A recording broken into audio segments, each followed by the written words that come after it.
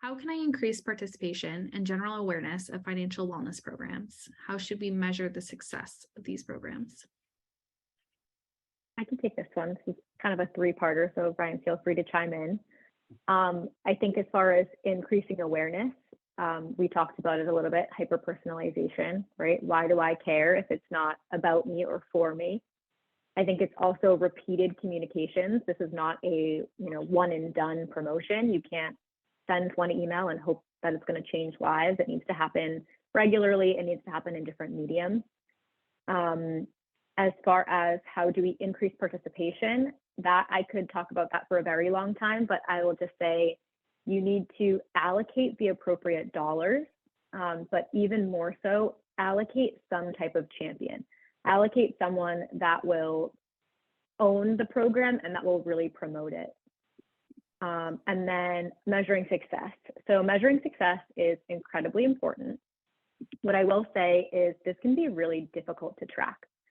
You can, see who visits apps, see who attends educational sessions, who's scheduling meetings, who's bumping up their retirement plan savings, but it can be challenging to measure long-term impact. And I think that's where the qualitative surveying comes in, right? Asking your employees, how are they feeling about their finances? What are stress levels? But yeah, at the end of the day, I think measuring should be ongoing and you should tweak and adjust every single time you measure your program.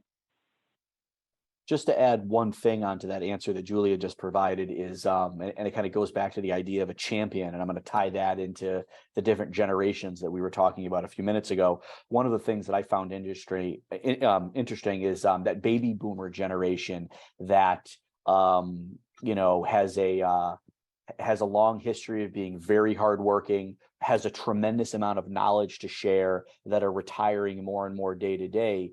That we found with a lot of our clients has a lot of employees that are still in the workforce today that want to be able to pass that wisdom down to some younger folks within the organization. So there's a lot of baby boomers out there that have become champions for financial wellness plans because they want to help their coworkers essentially not make perhaps some of the mistakes that they made, or learn from their mistakes and kind of pass that down to them. So I found that interesting across a couple of clients, that's kind of that phenomenon.